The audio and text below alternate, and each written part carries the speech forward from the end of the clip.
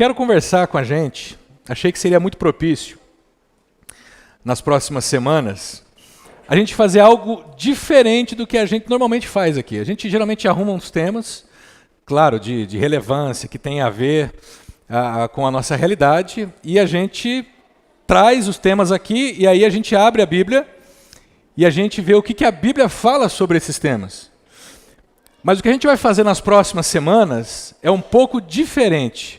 A gente vai abrir a Bíblia e a gente vai ler alguns textos, que na verdade é a carta do apóstolo Paulo ao seu discípulo na fé, seu filho, Timóteo, a carta de 1 Timóteo, e a gente vai ver o que Paulo fala para o Timóteo que pode ser e que deve ser interessante e ouvido por nós. Então, a carta do apóstolo Paulo a Timóteo, ela é interessante. Para a gente poder entender o que Paulo vai dizer aqui nas próximas semanas, é preciso talvez a gente entender um pouco do contexto em que Paulo escreveu essa carta para o apóstolo Paulo. Primeiro, quem era Timóteo? Timóteo era um jovem pastor de uns 30 e poucos anos, que morava na cidade de Éfeso, uma cidade do primeiro século. Uma cidade que não era uma cidadezinha assim, que nem Belém, por exemplo, que era uma cidadezinha lá no fim do mundo, que ninguém sabia de nada. Éfeso era uma das principais cidades do primeiro século, uma cidade grande, uma cidade caracterizada pela sua economia forte, pelo consumo, pela rotatividade de pessoas. Éfeso era uma cidade muito badalada. Por quê? Porque em Éfeso você tinha o templo de uma das deusas do primeiro século, deusa Artemis, ou para os gregos, a deusa Diana, que era a deusa da sexualidade, da sensualidade, da beleza. E no meio da cidade de Éfeso você tinha o templo dessa deusa. Os cultos a essa deusa eram verdadeiras orgias sexuais. Por quê? Havia mais de 6.000 prostitutas cultuais que realizavam os cultos à deusa, Artemis e Diana, convidando aquelas pessoas que passavam nas ruas, convidando os turistas e trazendo eles para dentro desse ritual, para dentro dessa religiosidade misturada com sensualidade, com sexualidade e tudo mais.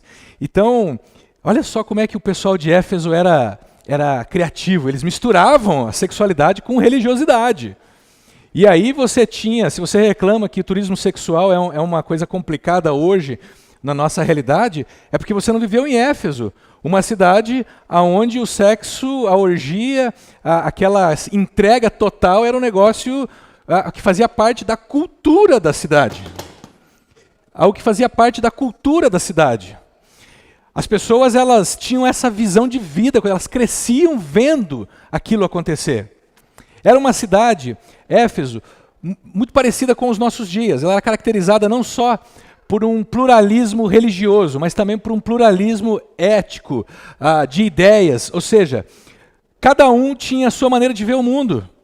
Cada um tinha a sua religião. Cada um, quando falava-se de espiritualidade, de fé, de religião, era como se a gente estivesse numa prateleira de um grande supermercado. E aí você chega e fala, deixa eu ver, hoje eu preciso de uma coisa para o coração. Então deixa eu pegar qual religião que fala para cuidar do coração. Pá, pegava essa aqui. De repente, não, eu estou com meu casamento em crise. Deixa eu ver, pá, pegar essa outra religião aqui, ela fala sobre casamento. Eu quero alguma coisa para dar um up na minha vida, para eu ficar mais animado, mais motivado. Então deixa eu ver essa outra religião aqui, ela fala mais sobre o coração e tal. Então, dentro da cidade de Éfeso, da cultura do pessoal que morava em Éfeso, era natural que você tivesse várias opções, que você tratasse a religião como um grande mercado. Diferente de hoje, né? Que a gente consegue ter uma espiritualidade muito bem definida. Diferente de hoje, que a gente não tem muitas opções no mercado. E imagina Timóteo, um jovem pastor de 30 e poucos anos, tendo que pastorear um grupo de pessoas que seguiam a Jesus numa cidade como essa. Qual que era o desafio de Timóteo quando, por exemplo, ele ia falar sobre a fidelidade conjugal? Qual que era o desafio quando ele reunia a sua comunidade, reunia as pessoas e falava, hoje nós vamos ver o que a palavra de Deus, o que Deus pensa sobre fidelidade conjugal. Na cabeça de quem cresceu em Éfeso, fidelidade conjugal era totalmente diferente de lealdade conjugal. Eu era fiel ao meu cônjuge, mas de vez em quando eu dava uma escapadinha para o templo de Diana, para o templo de Artemis. E aí eu cultuava a deusa. Imagina como que os adolescentes, as crianças, tinham a sexualidade formada na sua mente numa cidade como Éfeso. Uma cidade grega, que fazia parte do Império Romano, mas que a cultura grega estava impregnada em todo o Império Romano, onde havia essa pluralidade de ideia. E quando eu falo pluralidade de ideia, talvez você não pegou ainda qual que é o problema disso. Quando você fala de pluralismo religioso, é como quando você vai no shopping, na praça de alimentação. Você chega na praça de alimentação, você tem comida mexicana, você tem fast food, você tem comida italiana, e aí cada um você chega em 4 com a sua família. Seu menino vai lá e pega um fast food, uma comida americana. Você vai e pega uma comida italiana. Sua esposa vai e pega uma comida japonesa. E o seu outro filho vai e pega uma comida mexicana. Todo mundo pega a comida que quer e vocês se sentam em volta da mesa, cada um com uma comida diferente, e tem um detalhe. Nenhum de vocês pode falar assim, a minha comida é a melhor, a minha comida é a mais saudável. Ninguém pode criticar o outro. Por que você pegou comida mexicana? Comida mexicana faz ruim, é pimentada, pô. Aí por que você pegou fast food, pô? É só gostoso demais, mas no fundo mesmo faz mal do mesmo jeito. Não, comida boa é italiana, massa, um negócio assim que, né, dá energia pra gente. Na cultura pluralista você não pode fazer isso. Isso seria arrogância. Você chamar exclusividade para você. E quando a gente fala de religião e de fé, a cidade de Éfeso tinha essa característica. Como nos nossos dias. Todo mundo convive, todo mundo segue, cada um segue a sua espiritualidade, cada um segue a sua fé, e ninguém pode chegar e falar assim, deixa eu falar uma coisa para você. Eu sei que a gente respeita as opiniões de cada um, mas a minha religião é a correta. A minha religião é a verdadeira. Esse negócio de exclusividade no nosso mundo é uma coisa que não tem lugar. Quando você chama a exclusividade de alguma coisa, você é muito radical, ou você é fanático. Consequência disso é que no nosso mundo, assim como em Éfeso, você tem uma dificuldade de tomar posição com relação a algumas coisas. Você já percebeu como é que o nosso mundo é? As pessoas não têm coragem de tomar posição. Hoje você não tem aquela pessoa que é totalmente de esquerda. Aquela pessoa que é totalmente de direita. Você tem alguns, mas na maioria, eu sou um pouco de direita com algumas ênfases na esquerda, eu sou muito de direita, mas tem algumas coisas que são de esquerda. Nem os cruzeirenses são totalmente cruzeirenses, cara. Nem os atleticanos são totalmente atleticanos, né? Talvez sejam. Quando você vai para uma Copa Libertadores da América, não tem aquele negócio, né? Não, mas o atleticano não fala assim, não, mas o Cruzeiro está lá, o Cruzeiro é Brasil. Não tem esse negócio, né? Ou o cruzeirense fala, não, o Atlético está lá, o Atlético é Brasil. É nada, esse cara quer que perca mesmo, né? Não tem esse negócio. Mas esse negócio de você tomar posição de alguma coisa e falar, não, esse aqui é o ponto. Quando você fala de educação de filhos, quando você fala de casamento, de valores, as pessoas olham para você e falam, não, mas essa aí é a tua verdade, esse é o que você acredita, esse é o que você pensa. Eu penso diferente. Eu penso que eu preciso ensinar os meus filhos a compartilharem, a não serem egoístas. Eu penso que eu preciso ensinar os meus filhos a serem pessoas de bem. Aí você olha e fala assim, tudo bem, mas eu não. Eu penso que os meus filhos precisam ter personalidade forte, eles precisam proteger o que é deles, eles precisam serem orgulhosos o suficiente para não deixar ninguém se aproximar das coisas deles. Ok, cada um tem a sua verdade. Eu penso que eu preciso me casar e ser leal e ser fiel enquanto for possível em termos de saúde, né? Até que a morte separe. O outro fala, não, eu penso que eu vou ser fiel e vou ficar até quando durar. Quando não durar mais, alguns pensam, não, eu preciso enfrentar as dificuldades das relações. Eu preciso perseverar. Outros vão dizer, não, eu posso descartar. A hora que já começar a me incomodar, eu mando embora.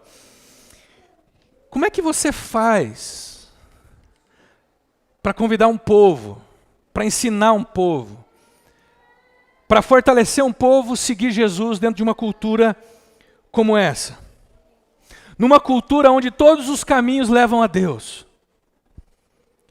É politicamente incorreto você dizer que Jesus Cristo é o único caminho que segue a Deus, que leva a Deus, quando você fala de uma cultura pluralista.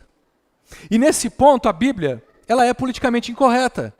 Porque esse negócio de, todos os caminhos levam a Deus, não é uma posição que a Bíblia adota. Nesse sentido, a Bíblia ela vai pisar um pouco nas nossas feridas, ela vai um pouco na contramão da cultura e ela vai dizer, ok, você pode seguir o que você quiser, mas se você quiser conhecer o Deus verdadeiro, se você quer conhecer quem é de fato Deus, você precisa olhar para uma pessoa chamada Jesus Cristo. Ponto. E isso é intragável muitas vezes, isso soa indigesto para a gente. Por isso que o apóstolo Paulo, ele escreve para Timóteo, dizendo o seguinte, meu filho, você está enrolado, cara. Você está no sal. Você está pastoreando um povo cheio de... A cosmovisão desse povo, ela não favorece em nada o evangelho. Mas você precisa continuar, você precisa insistir, você precisa ser firme. Você precisa tomar posição, Timóteo. Você não pode ficar tentando jogar para os dois lados, você não pode ficar tentando equilibrar, agradar todo mundo. E em algum momento vai ter uma bifurcação e você vai precisar tomar uma decisão. E nós, seres humanos, temos dificuldade de tomar decisões diante de bifurcações. Principalmente aqueles que têm uma personalidade mais parecida comigo, por exemplo. Eu tenho a tendência de querer agradar a todos, mas tomei algumas pauladas na vida nos últimos anos e isso tem mudado. Quando chega na bifurcação, eu estou tendo que escolher e eu estou escolhendo. Às vezes a gente quer ficar em paz com todo mundo.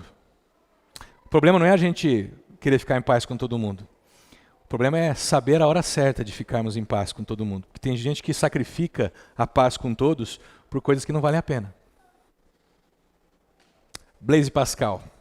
Religião é o homem em busca de Deus. Por isso existem tantas.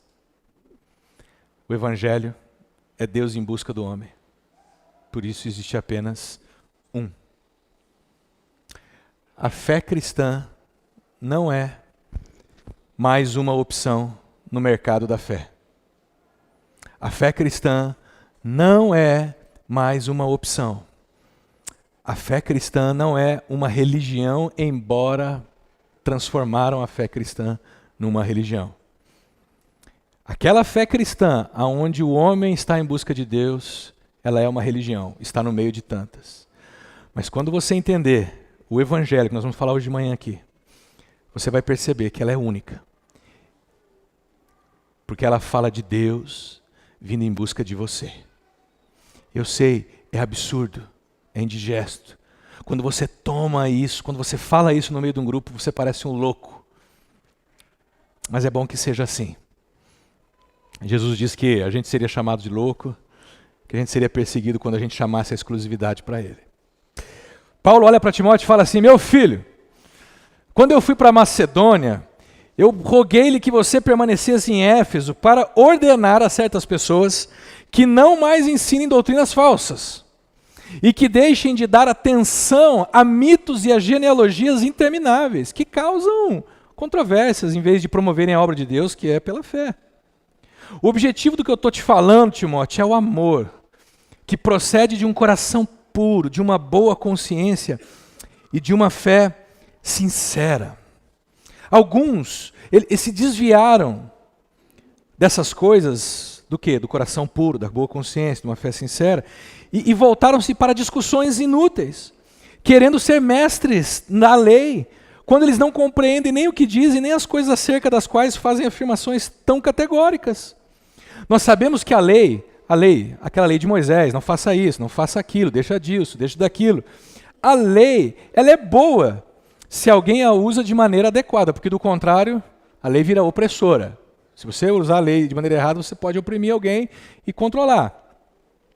Mas também, Timóteo, olha só, sabemos que a lei, ela não é feita para os justos, mas para os transgressores e insubordinados, para os ímpios e pecadores, para os profanos e irreverentes, para os que matam pai e mãe, para os homicidas. E aí você está lendo essa lista de pecados e você está pensando, eu não faço isso, eu não faço aquilo. Será? Vamos ver.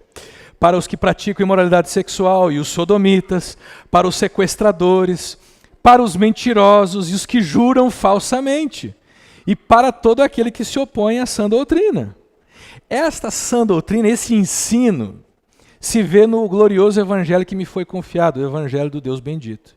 Eu dou graças a Cristo Jesus, nosso Senhor, que me deu forças e me considerou fiel, designando-me para o ministério. Interessante, Paulo falando de Deus considerando ele fiel, quando a mim, que anteriormente fui blasfemo, perseguidor e insolente, mas alcancei misericórdia porque o fiz por ignorância e na minha incredulidade. Contudo, a graça de nosso Senhor Jesus transbordou em mim com a fé e o amor que estão nele. E esta afirmação é fiel e digna de toda aceitação, Timóteo. Timóteo, presta atenção, Timóteo. No pastoreio da sua comunidade, Timóteo, presta atenção. Cristo Jesus veio ao mundo para salvar os pecadores, dos quais eu sou o pior. Por isso mesmo alcancei misericórdia, para que em mim, o pior dos pecadores, Cristo Jesus demonstrasse toda a grandeza da sua paciência, usando-me como um exemplo para aqueles que nele haveriam de crer para a vida eterna. Uau, ele fala, glória para ele, ao Rei eterno, Deus único, imortal e invisível, sejam a honra e glória para todos sempre. E Paulo fala isso porque ele está dizendo, eu era complicado, perdido, um cara difícil, um cara irrecuperável, mas olha o que ele fez comigo, não fui eu, foi ele, porque eu sou o pior. Timóteo, meu filho, estou te dando essa instrução, segundo as profecias já proferidas a seu respeito, para que seguindo-as, você combata o bom combate. Como que você vai combater o bom combate, Timóteo? Mantendo a fé e a boa consciência que alguns rejeitaram e por isso naufragaram na fé. Entre os que rejeitaram a boa consciência, entre os que naufragaram na fé, estão eles, Himeneu e Alexandre, os quais entreguei a Satanás para que aprendam a não blasfemar. Interessante esse negócio, né? Aí você olha e fala assim, como assim que um cara entrega o outro a Satanás? Olha, quando você deixa que alguém siga o seu caminho, que a pessoa está insistindo, você está falando para a pessoa, vem para cá, faz isso, faz aquilo, e a pessoa fala, não, eu quero fazer desse jeito, eu quero ir para o lado do mal. Você deixa. Não tem como. Deixa a pessoa aprender, ela está escolhendo o caminho. Entregou a Satanás, para que ele possa aprender que do lado de lá não é tão simples a coisa assim. Timóteo, você quer fazer a diferença? Você precisa tomar posição, cara. Você precisa parar de ser esse cara camuflado. Você precisa parar de ser esse cara que na sua vida toma decisões que não mostram de fato no que você crê. Você está numa sociedade pluralista e você age como se você fosse um pluralista. Você fala que Jesus é o teu único caminho, mas quando você está na sua vida cotidiana, na maneira como você vive, você não demonstra isso, Timóteo. Você precisa parar, Timóteo, de ficar parecendo um cara, um camaleão, que ninguém percebe a diferença. Quando Jesus fala para a gente ser sal da terra e luz do mundo, ele não está dizendo para a gente ficar escondido, ele está dizendo, é preciso ser visível a vida que você leve. Mas para ser visível, você precisa crer no que você vive, pô. Você precisa acreditar naquilo que você diz que crê. Porque vir aqui aos domingos, andar com uma Bíblia debaixo do braço, cantar algumas músicas, usar um linguajar gospel evangélico, não significa absolutamente nada. Timóteo, você precisa perceber que dentro da geração que você vive, Se você quiser fazer diferença, você precisa, com amor, com respeito e com diálogo, tomar posição. E eu já disse algumas vezes aqui que no mundo que a gente vive, não adianta você querer botar a goela abaixo das pessoas, das suas ideias, da sua religião, e você nem deve. Jesus nunca chamou a gente para botar a goela abaixo, para forçar ninguém a acreditar nele. Jesus nos chamou para vivermos, crermos nele e compartilharmos sim a nossa fé quando for nos pedido. Falou para a gente anunciar as boas notícias, mas esse anunciar das boas notícias, numa cultura pluralista, ela só dá certo quando você faz com diálogo. Quando você sabe conversar, quando você sabe ouvir o outro. Quando você numa mesa onde tem um espírita, um budista, um muçulmano, e você sabe expor a sua fé, assim como eles expõem a dele. Você sabe ouvir esses caras, assim como eles ouvem você. Essa é a tua única chance, cara, no mundo pluralista. Esse negócio de eu vou para a guerra e eu vou dizer, não, porque você está errado, porque você vai para o inferno, porque você não sei o quê. Esquece, isso, primeiro porque não é o jeito de Jesus. Agora, tomar posição quer dizer você olhar no olho das pessoas quando for questionado e dizer, olha, eu sei, você crê que Deus está em tudo, que Deus está nas árvores, que Deus está no mar, no oceano. Ok, eu acredito que Deus se fez homem e veio até nós. Você não sabe expor a sua fé? Você não sabe explicar? O outro está dizendo para você, não, eu acredito que eu tenho que fazer boas obras, porque eu tenho que fazer muitas caridades, porque eu vou evoluir como um espírito. Ok, aprenda a ouvir, a respeitar essa pessoa. Mas na hora que você for falar, aprenda a dizer com amor. Pois é, dentro da fé cristã que eu sigo, eu jamais conseguiria pelas boas obras agradar a Deus. Por isso Jesus veio e morreu pelos meus pecados e me deu a chance de começar uma vida nova nele. Aprenda a dizer isso. Aprenda a conversar com as pessoas. Timóteo, você precisa tomar posição. Agora, lembra, Timóteo é um pastor. Então Paulo está dizendo para Timóteo falar para o seu povo, porque a sua comunidade está enfrentando alguns problemas. Vamos voltar no texto? Timóteo, eu te dei uma missão. Qual que é a missão que Paulo dá para Timóteo aqui, gente?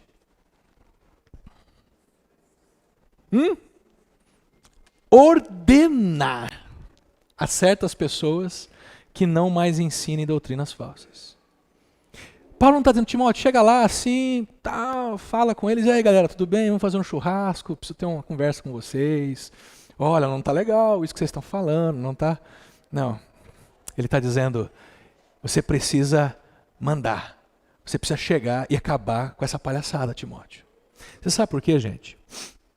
Se tem um ambiente que é propício para manipulação, é o ambiente da religião. É ou não é?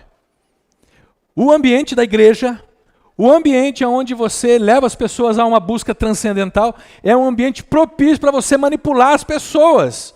E quando pessoas estão sendo manipuladas e você é discípulo de Jesus, não tem conversa. Quando uma pessoa pensa diferente, é uma coisa. Agora, quando você está num ambiente e pessoas começam a ensinar doutrinas falsas, por exemplo, o que é doutrinas falsas? Doutrinas falsas é um ensinamento que é muito familiar, é muito parecido com o Evangelho, mas quando você vai avaliar de perto o negócio, é diferente. Eles usam personagens bíblicos, eles usam a Bíblia, eles falam da cruz, eles falam de um monte de coisa, mas eles usam tudo isso para te levar para um outro lugar e não para a vontade que Deus tem para você. Paulo está dizendo, Timóteo, tem um pessoal aí na igreja tua, que eu sei, em Éfeso, eles estão espalhando coisas estranhas no meio. Que tipo de coisas? Mitos e genealogias intermináveis. Cada comunidade tem o seu desafio.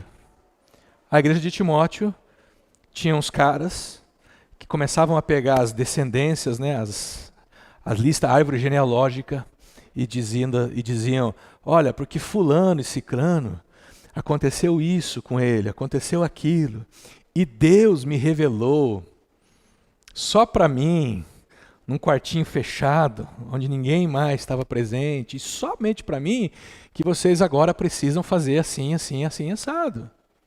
E eles criavam mitos em torno dessas genealogias.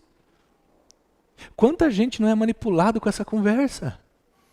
Eu não estou aqui fazendo crítica ao jeito que igrejas conduzem os seus cultos. Eu estou aqui abrindo a palavra de Deus e dizendo, dentro de comunidades cristãs, existe um solo muito fértil para você ser enganado, para você ser enganada. Com mitos, com genealogias, com conversinhas, com fábulas que podem manipular você e jogar culpa em cima de você. O que esses falsos ensinos trazem, Timóteo, na sua comunidade? Causam controvérsias. Olha o que Paulo fala para Timóteo no capítulo 4. Ô Timóteo, deixa eu falar uma coisa para você. O Espírito diz claramente que nos últimos tempos, alguns abandonarão a fé e seguirão espíritos enganadores e doutrinas de demônios. Alguns de vocês às vezes me ouvem dizer que algumas manifestações em certos tipos de cultos são demoníacas. Vocês ficam assim,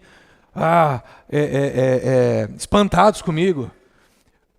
Quando eu falo que tem gente que manipula pessoas dizendo que não, porque eu tenho o dom da visão, da profecia, porque Deus me disse, Deus me revelou que você precisa isso, precisa aquilo. Alguns de vocês acham que eu estou sendo muito radical. Mas dentro da igreja evangélica, dentro da igreja evangélica no Brasil, existe uma manipulação diabólica de coisas que parecem ser evangelho, mas não são. Eu não estou dizendo que Deus não pode agir sobrenaturalmente. Eu já vivi experiências assim. Mas quando você se torna escravo disso, quando você fica buscando profetas daqui, profetas dali para saber o seu futuro, meu querido. Eu sei, aqui não acontece esse negócio. Eu vou lá na irmã tal, eu vou lá no irmão tal, porque lá ele ora e revela. Chega lá, ele abre a Bíblia, e inventa uma palavra na Bíblia para mim. Você fica escravo desse negócio. Quando você começa a fazer todo tipo de coisa para conseguir os seus objetivos, você está doente, você está com um problema no emprego, aí você começa, não, porque o pastor na televisão disse para eu colocar um copinho de água debaixo lá na televisão para eu orar junto. Porque eu vou lá na igreja tal, porque lá na igreja tal tem uma reunião de 7 campanhas, de 7 semanas, não sei do que. Querido, presta atenção. Será que você não está dando ibope para os mitos e as genealogias que Paulo está falando para Timóteo? Aos ensinos de demônios? Porque a Bíblia não ensina nada disso. Eu não sei como é que a gente chegou aonde a gente chegou. Com toda essa estrutura religiosa que nós criamos como igreja, e todos esses ritos, e todas essas mandingas evangélicas, as simpatias evangélicas. Olha só, esses ensinamentos vêm de homens hipócritas e mentirosos, gente que não tem o caráter de Cristo, mas quer apenas ganhar em cima de você, e que tem a consciência cauterizada, ou seja, esses caras eles já não percebem mais que eles estão ensinando mentiras. Já cauterizou a mente, quando você pergunta para ele se ele crê nisso, ele fala, não, eu creio. Eu creio que Deus quer que você seja milionário, que você seja rico. Eu creio que Deus, a bênção de Deus está na prosperidade financeira. Você pergunta para esses caras, eles falam, não, eu acredito que quem é de Jesus não fica doente, não tem dor de cabeça, quem é de Jesus não passa por momentos difíceis. A mente está cauterizada. E o que esses caras fazem? Qual que é o ensinamento desses caras? Proíbem o casamento e o consumo de alimentos. Eu espero que você nunca tenha experimentado um trem assim, sabe? De chegar numa igreja e o cara falar, você não pode casar. Você não pode comer tais alimentos.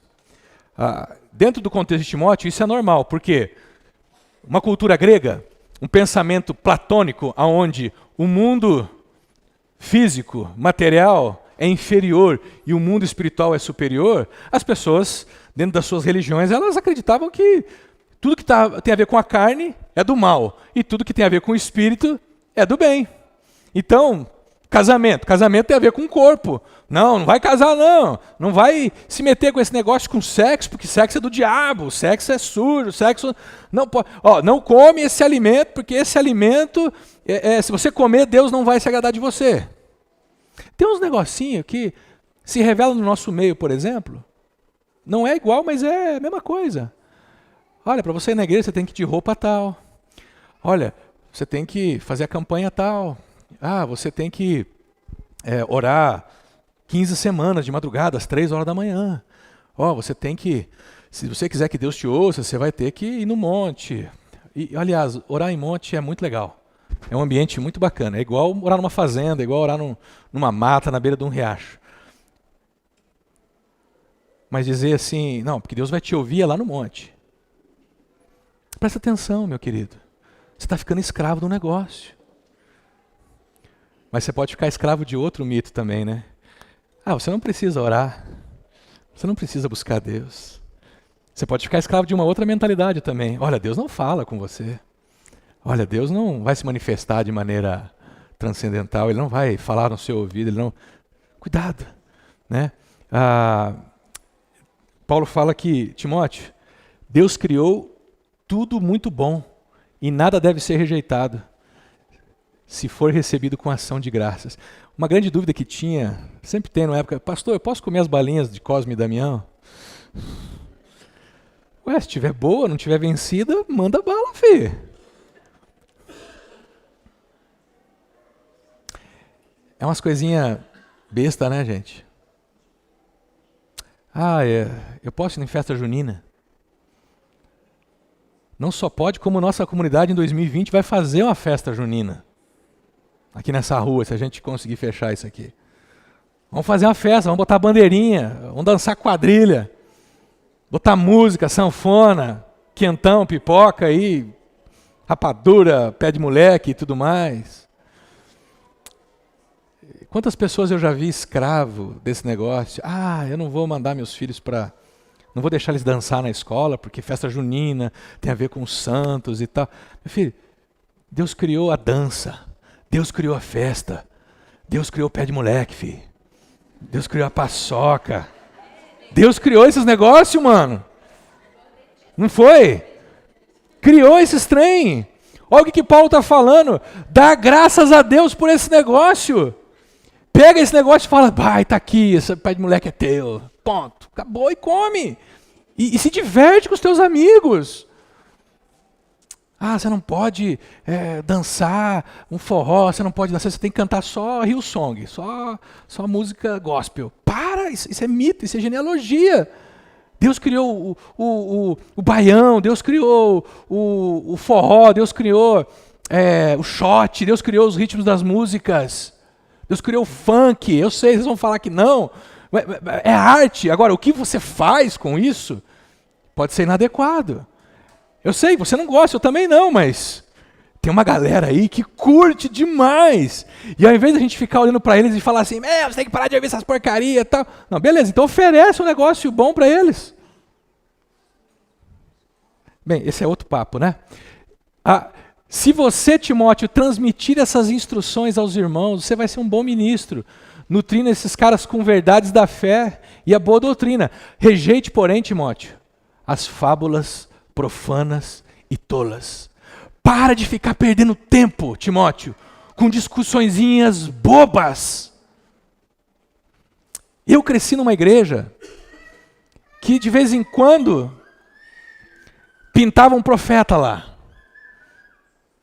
E um dia o profeta pintou lá e olhou para a filha do pastor do nada e falou, olha, você tem um espírito de pombagira aí. Foi aquele choque na igreja. Depois a gente foi descobrir que o espírito da pombagira era porque ela usava desodorante. Eu acho que o espírito da pombagira era se não usasse desodorante. Né? Mas usava desodorante. Como assim, cara? Eu não devia nem estar falando essas coisas aqui, porque essas coisas deviam ser coisas superadas por nós. Mas sendo pastor nessa comunidade nos últimos 10 anos, eu ainda percebo como que muitos de nós aqui ainda estamos escravos das fábulas profanas e tolas. A gente fica discutindo coisas que não têm necessidade alguma. A gente fica discutindo sobre se Deus criou a terra em 6 dias ou em 6 eras. Na minha época de seminário, as discussões eram, mas Deus predestinou ou a gente pode escolher? Cara, essas coisas não levam a lugar nenhum. O que Paulo está dizendo é, cara, em vez de você ficar perdendo tempo com discussões que não tem nada a ver, exercite-se na piedade. O que é exercitar-se na piedade? Continue vivendo para você se tornar alguém igual a Jesus, imitando Ele na maneira como Ele cuida dos outros, na maneira como Ele fala. Vamos voltar. Para de dar ibope para essas besteiras que só causam controvérsias, ao invés de promoverem a obra de Deus.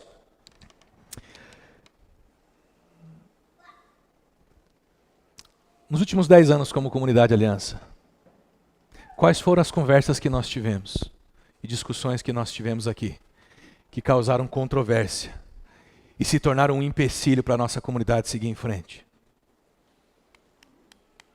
Será que algumas das controvérsias a gente não podia ter deixado para lá? Será que a gente não podia ter deixado alguns assuntos de fora da nossa agenda? Algumas controvérsias que surgiram nos últimos anos. O Fernando disse que Deus não ouve a nossa oração. Não precisa orar. O pastor daquela igreja não acredita no poder do Espírito. Aquela igreja é muito fria. Aquela igreja é uma igreja que aceita todo mundo, que não tem ordem lá, é uma bagunça. E é mesmo, eu sei. Isso aí não é novidade para mim, não, mano. Todos nós aqui, nós estamos naquela lista que eu vou ler daqui a pouco aqui. O problema é as controvérsias que a gente causou entre nós mesmos. Porque fulano veio com uma blusa assim. Porque fulano veio com uma saia até aqui. Porque fulano falou mais alto. Porque fulano disse um palavrão. Será que essas coisas são necessariamente tão importantes a ponto de causar divisão na nossa comunidade? Ou a gente deveria abandonar esse tipo de discussão? Timóteo, estou te falando isso porque você precisa desenvolver, na verdade, um coração puro, meu brother. Timóteo, larga a mão de viver de fachada, Timóteo. Fala para o teu povo parar de ser apenas uma fachada ambulante, mas fala para o teu povo viver não só externamente, mas interiormente transformado. Jesus sempre batia nos fariseus, porque eles eram legalistas e gostavam de cobrar um bom comportamento dos outros, mas nos bastidores, eles eram os demônios.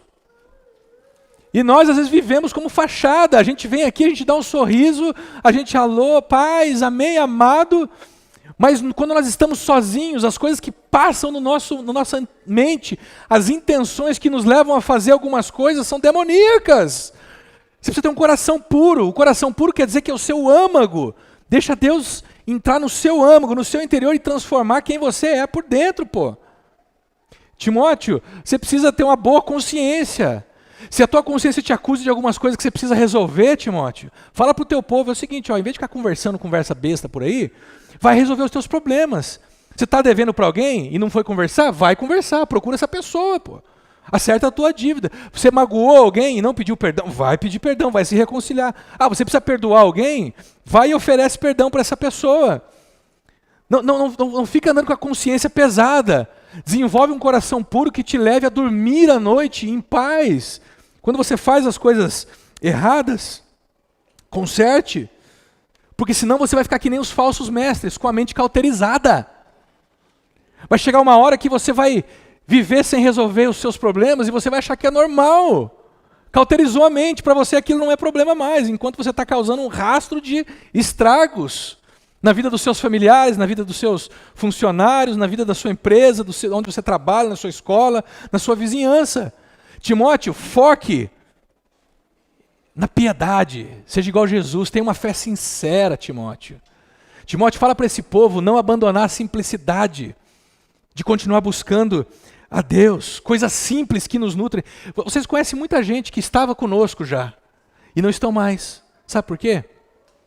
Em algum momento na vida foram abandonando coisas simples que nutriam a fé delas. Como, por exemplo, estar numa comunidade cristã. Vocês que vêm todo domingo, ou quase todos os domingos, cá para nós, não dá para a gente fazer um show a cada domingo, né?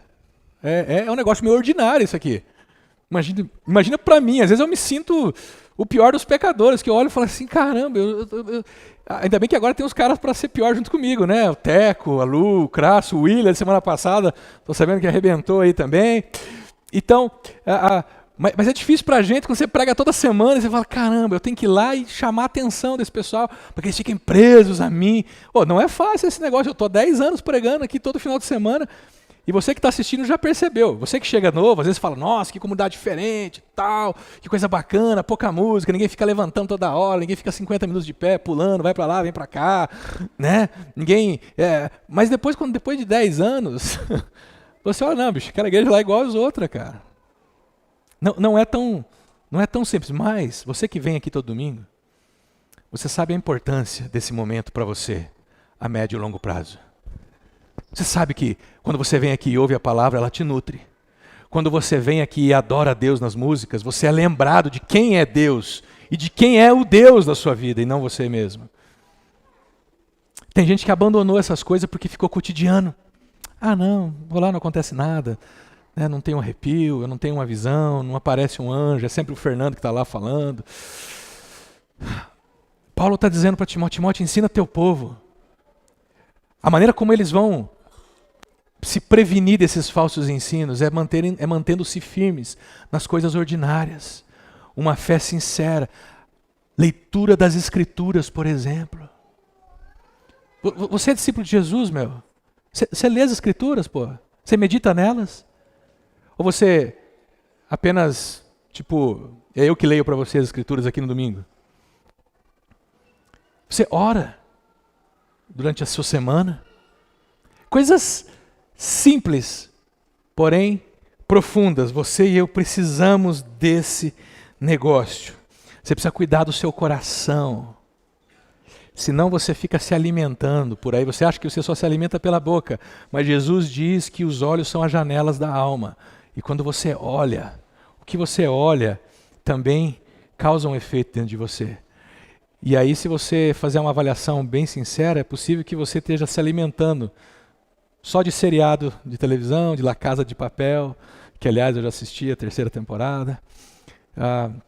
Você só vai se alimentar daquilo que o jornal fala, você só vai se alimentar daquilo que os teus amigos falam, do caos que é a vida de muitos. Você precisa de momentos onde você deixa Deus nutrir você. Paulo está dizendo, Timóteo, tem gente que se desviou dessas coisas, e pior, tem gente que não deu foco no coração puro, na boa consciência e na fé sincera, mas gostam de uma conversa mole, gostam de discutir teologia, gostam de discutir conceitos, mas eles mesmos não sabem disso. Eles querem ser mestres, mas eles não sabem disso. Como que a gente combate esse negócio, irmãos? Como que uma comunidade se previne de falsos ensinamentos? Como que você se previne de não ser enganado com relação à fé cristã? Essa é uma boa pergunta.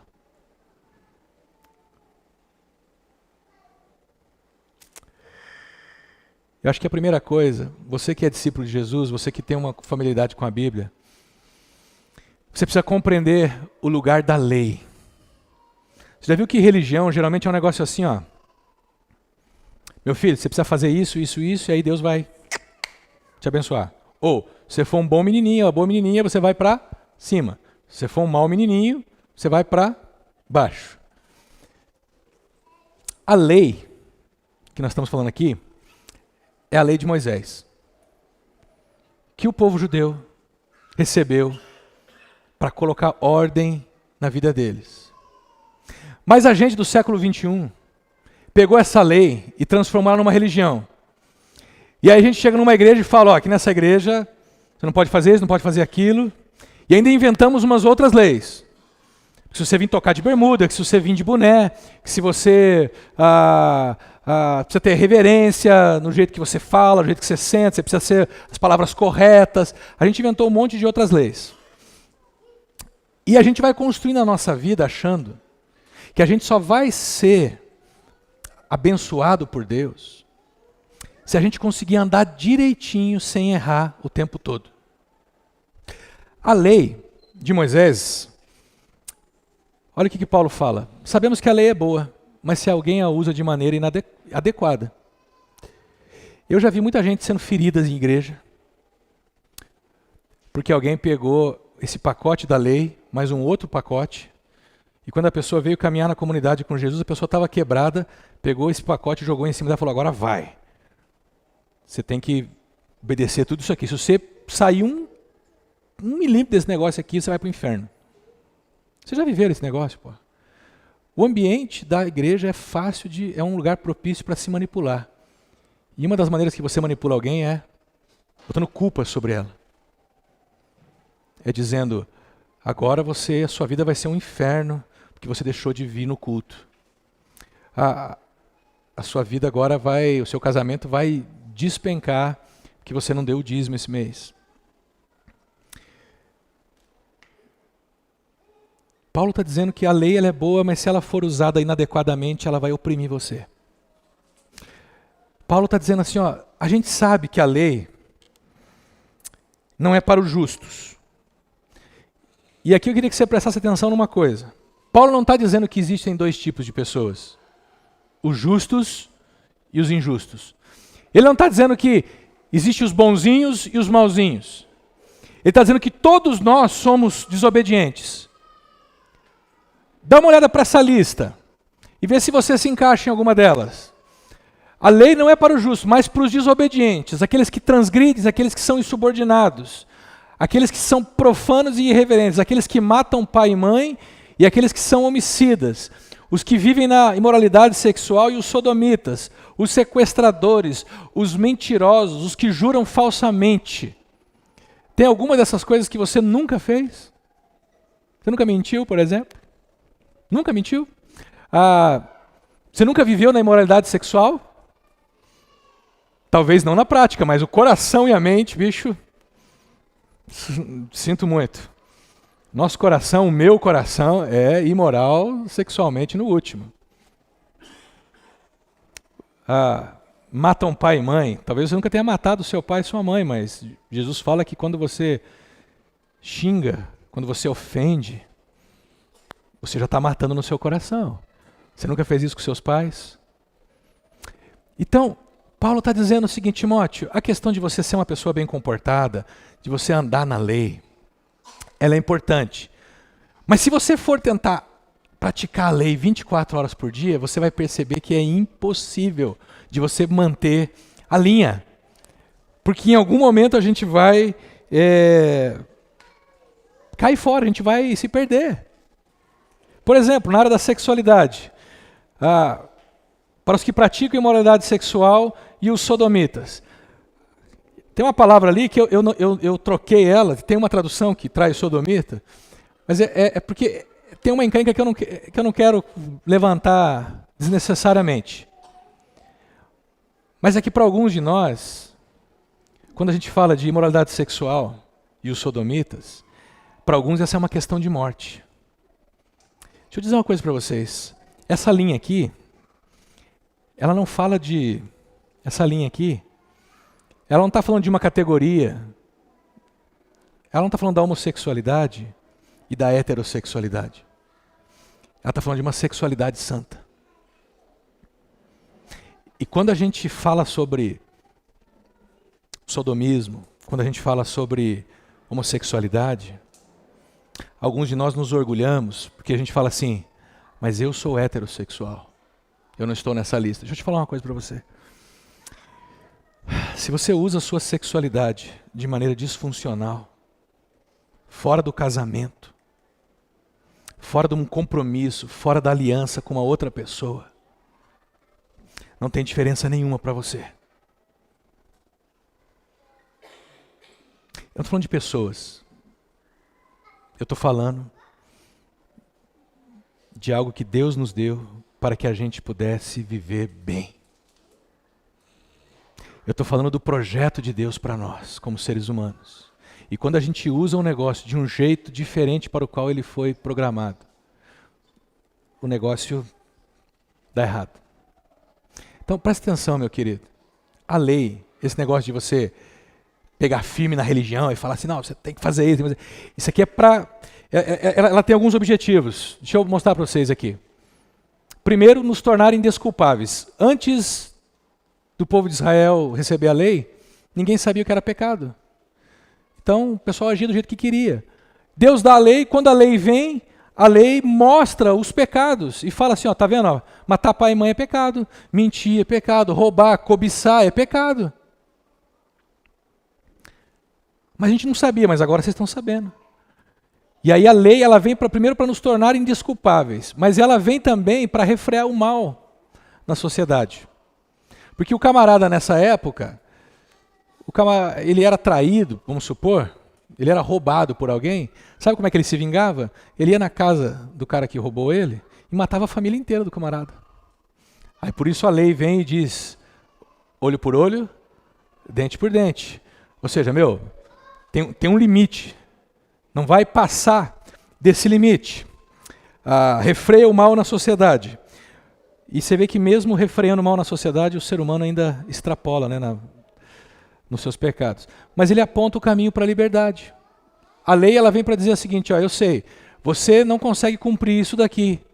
Você não consegue ser perfeito. Então, olha para a cruz. Porque na cruz você vai conseguir viver isso. A lei não vem para dizer assim, olha, se você andar direitinho, se você andar certinho, Deus vai te aceitar. A lei vem para dizer o seguinte, meu querido, você não vai conseguir andar perfeitamente. Então olha para a cruz e você vai ver o que Jesus fez por você naquela cruz. A sua dívida é impagável. Se você não olhar para a lei, você nunca vai conseguir olhar para a cruz. Se você não conseguir perceber que você não consegue praticar todos os mandamentos, você nunca vai conseguir olhar para a cruz e falar, Jesus, por favor, me salva. Eu não consigo. Você nunca vai conseguir olhar para a cruz de Jesus e dizer, por favor, tem misericórdia de mim. Você precisa compreender o lugar da lei, mas você precisa compreender também o lugar do evangelho nesse negócio. Você quer se proteger de falsos ensinos? Você quer evitar de ser manipulado por religiosos? Saiba então que através da prática da lei, do bom comportamento, ninguém vai conseguir agradar a Deus. Mas saiba também que o evangelho tem o seu lugar. Paulo vai dizer para Timóteo, Timóteo, eu dou graças a Jesus Cristo que me deu forças, a mim que anteriormente fui blasfemo, perseguidor e insolente. O Paulo ele não está dizendo que ele é o cara, mas ele está dizendo que ele foi alvo desse amor de Deus. Quando ele olhou para si mesmo, ele percebeu o quão pecador e distante de Deus ele era. E ele era, Paulo era um fariseu, você sabe o que era um fariseu? É um mestre da lei. O fariseu é um cara que manja da lei, sabe ela de cor, de trás para frente. Se tinha um cara que era para ser zeloso nesse negócio, era ele. Mas ele olha e fala, eu não vivi, eu não consegui viver perfeito. Então, eu alcancei misericórdia. Jesus Cristo me deu forças e me considerou fiel. Mas porque Jesus Cristo o perdoou. Contudo, a graça dele transbordou em mim, com fé e o amor que estão nele. Esta afirmação é fiel e digna de toda aceitação. E aqui eu vou caminhar para o final. Cristo Jesus veio ao mundo para salvar os pecadores, dos quais eu sou o pior. Essa declaração de Paulo para Timóteo, dizendo, Timóteo, olha para o seu povo, para a sua igreja, que vive no mercado da fé. Olha para esse povo. Primeiro manda aquele pessoal que está dizendo que para você servir a Deus, você precisa fazer isso, fazer aquilo. Fala para eles calar a boca, para eles parar de inventar mentira. Timóteo, não deixe esse povo esquecer da verdade. A verdade é que pela prática da lei, pela prática de regras, ninguém vai ser reconciliado com Deus. Essa é uma verdade da Bíblia, é algo que a Bíblia bate muito forte. A única maneira de nós nos reconciliarmos com Deus e sermos constrangidos a viver a lei, a viver de maneira exemplar, é reconhecendo que nós somos pecadores e que nós não conseguimos praticar perfeitamente todas as coisas. Mas Ele morreu por nós naquela cruz, pelos nossos pecados. E quando eu olho para isso, eu digo, Obrigado. Quando eu olho por esse amor por mim, eu digo, o que eu posso fazer por você agora, Deus? E Deus vai falar, vem para casa, filha. Vou mandar comigo. Para de acreditar nessas fábulas, nessas mentiras bobas. Eu te amo. Eu morri por você. Eu quero te mostrar uma vida diferente. Você precisa tomar posição, meu querido, diante dessa verdade. Você ainda crê que o seu bom comportamento, que as suas mandingas, suas simpatias, que a sua religiosidade perfeita vai te salvar e vai te apresentar a Deus? Você ainda crê que o seu comportamento ideal é suficiente para chegar diante de Deus e dizer, ó Deus, eu sou um bom cara, me aceita aí. Se você ainda crê nisso, você precisa olhar para a cruz. Você precisa olhar na cruz porque foi nela que Jesus morreu por você. Eu tenho um amigo que diz assim, ó, me tira desse negócio. Eu não acho que Adão deva segurar essa bucha. E nem acho que Jesus deva segurar essa bucha também por todo mundo. Eu não tenho nada a ver com isso. Adão fez o que fez e eu sou eu. Sabe o que falta para pessoas assim? Olhar para a lei. Vai lá na lei. Tenta praticar essa semana. 24 horas por dia. Não matarás, não roubarás, não darás falso testemunho, não cobiçarás. Terás apenas um Deus, o dinheiro, o corpo, a comida, nada vai ser o teu Deus, só Deus. Descansa no dia de sábado. Bote ritmo na sua vida. Tenta botar ritmo nela, trabalhar 6 dias e descansar 1, porque isso é mandamento de Deus. Tenta fazer isso. Vamos ver qual que vai ser o primeiro que você vai cair. Quando você olha e fala assim, principalmente no meio da família, né? Gente, eu nunca mais vou falar isso. Gente, me desculpa, mas prometo que a partir de hoje eu vou ser diferente. Quanto tempo você leva para ser diferente? Não, eu nunca mais vou tomar essa decisão. E passa-se um tempo e está lá você de novo, caindo no mesmo problema. Quando você olha para isso e percebe a sua incapacidade, sabe o que você precisa, meu querido? Você precisa de Jesus. Você precisa dele. Ele morreu por você. Ele morreu pelos seus pecados e deu a vida dele para você. Como que você toma posição diante dos falsos ensinos? Compreenda o lugar da lei e do evangelho na sua espiritualidade cristã. Porque quando alguém chegar para você e falar assim, meu filho, você está se comportando muito mal, Deus está muito bravo com você, você está fora do reino dele. Você olha para ele e fala assim, não, meu querido, fica tranquilo, eu já sei que eu estou errado. Mas eu sei que o evangelho é a boa notícia que diz para mim que eu tenho perdão.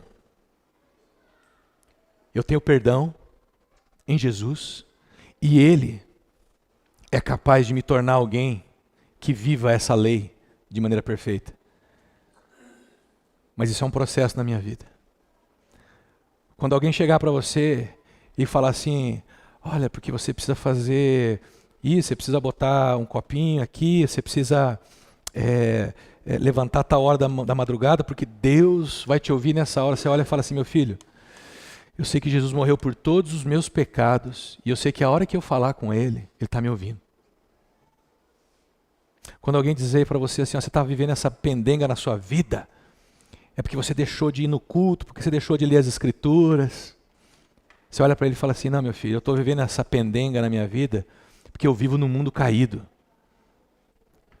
E eu faço escolhas erradas na minha vida. Deus jamais ia me punir por causa disso. Deus já puniu Jesus por mim. Agora, eu sofro algumas consequências das minhas escolhas. Mas não deixa ninguém te escravizar com o passado. Porque há 30 anos na sua vida você tomou aquela decisão e Deus está te pesando a mão sobre você. A mão de Deus foi pesada sobre ele. para que você não tivesse o peso da mão de Deus sobre si. Você precisa aprender a receber isso. Você precisa aprender a receber o perdão de Deus, mas a valorizar o perdão de Deus. Sabe como é que você valoriza o perdão de Deus? Você fala para Ele, ok, Deus, reconheço quem sou. O que eu posso fazer por você, Deus? Eu quero render minha vida a você. E ao longo dessa caminhada, você ainda vai lutar com os seus pecados. Mas cada vez que você lutar com os seus pecados, você vai diante dele e vai dizer, Jesus, continua fazendo a mim alguém mais parecido contigo. Que posição tenho eu tomado diante de outros ensinos?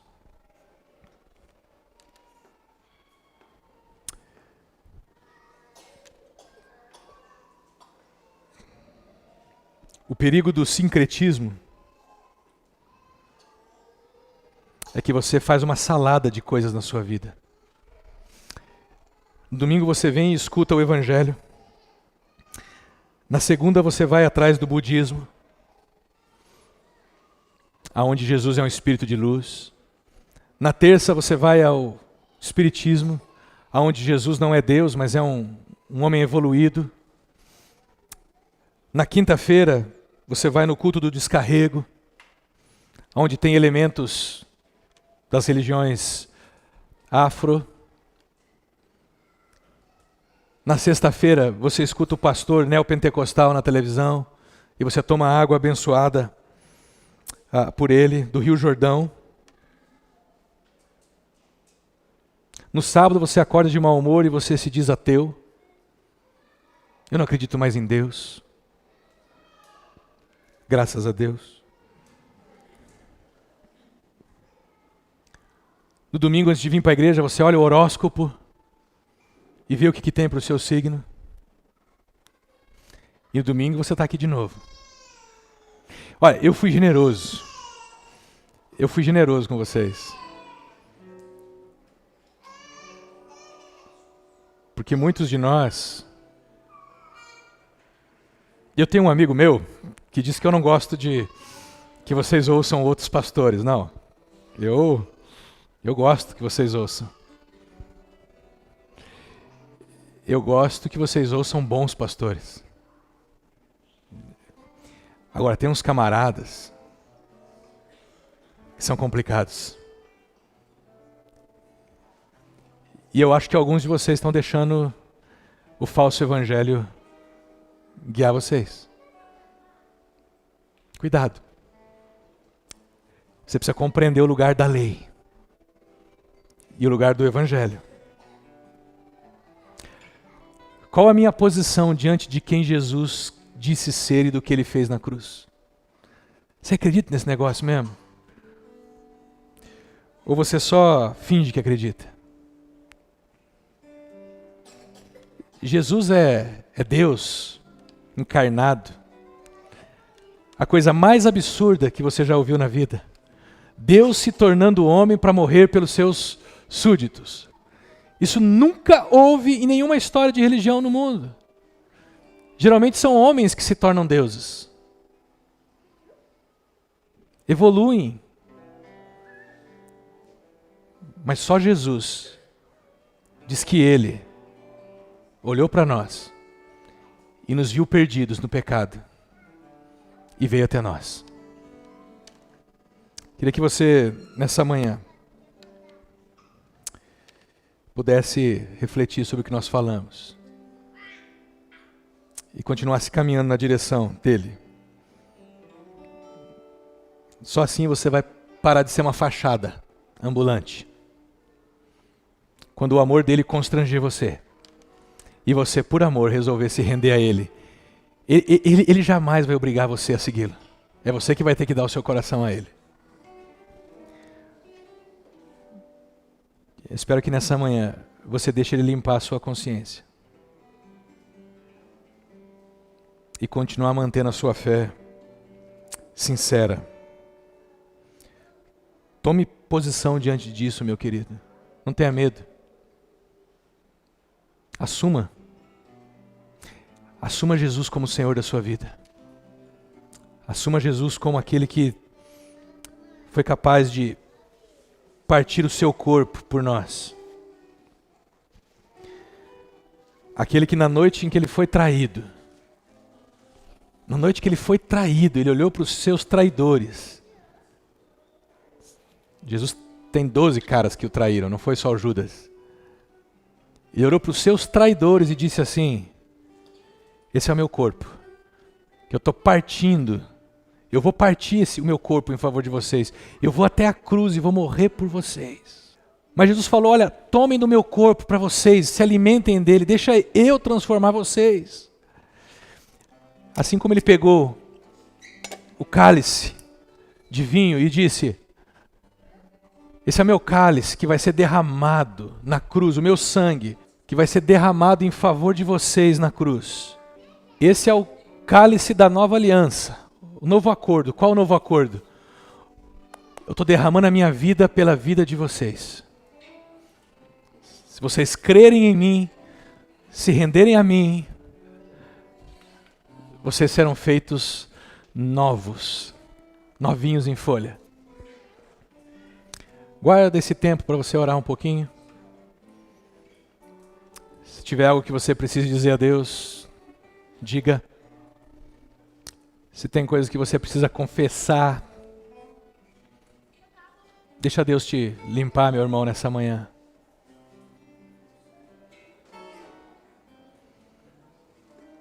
E tome posição nessa manhã diante da cruz, para que você nunca mais seja enganado por ninguém.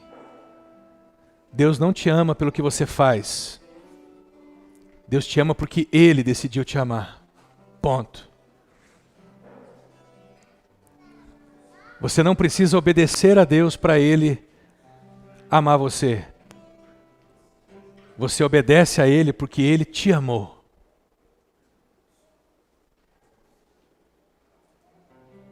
Você deixa que Ele transforme a sua vida e não você tente transformar a sua vida. Jesus, essa manhã nós queremos reconhecer diante do Senhor os nossos pecados. Sabemos que somos irrecuperáveis quando se trata das nossas tentativas. Quando eu olho para a minha vida, eu mesmo percebo, Jesus, que as minhas tentativas nunca tiveram sucesso. Mas quando eu olho para o que o Senhor vem fazendo ao longo dos anos em mim, eu cada vez mais confio no Senhor e deixo o Senhor fazer essa obra. Que nessa manhã o Senhor possa, com a Tua presença, convencer cada um aqui, Jesus, do Teu grande amor, da Tua grande justiça. Convencer cada um aqui de que o preço dos nossos pecados o Senhor pagou e que isso está disponível para aqueles que se veem como pecadores. Aqueles que ainda não se enxergam como pecadores, essa mensagem não faz sentido nenhum. Mas para aqueles que se veem como imperfeitos, a mensagem da cruz, a Tua mensagem é uma boa notícia. E é suficiente, só o Senhor é suficiente. Convence o nosso coração nessa manhã, Jesus. Não deixa ninguém aqui mais ser escravizado por fábulas tolas, por discussões desnecessárias que só atrapalham. Dá discernimento ao nosso coração para a gente não perder o foco do que o Senhor está fazendo em nós, de como que o Senhor está nos transformando. Que nessa manhã o Senhor nos renove, Jesus, com a Tua presença. Deixa Ele conduzir você, meu querido. Deus abençoe vocês. Que a graça de Jesus, que o amor de Deus e que o Espírito Santo possa renovar você para você continuar perseverando nessa caminhada ao longo da sua vida. Amém.